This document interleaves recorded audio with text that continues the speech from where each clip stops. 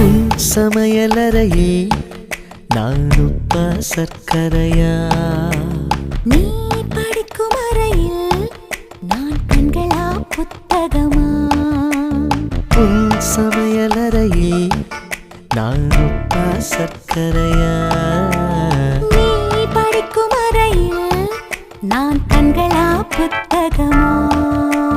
நீ விரல்கள் என்றால் நான் நகமா மோதிரமா? நீதழ்கள் என்றால் நான் முத்தமா புன்னகையா? நீ அழகு என்றால் நான் கவியா ஓவியனா? உன் சமையலறையே நான் உப்பா சர்க்கரையா? நீ படிக்கும் அறையில் நான் கண்களா புத்தகமா?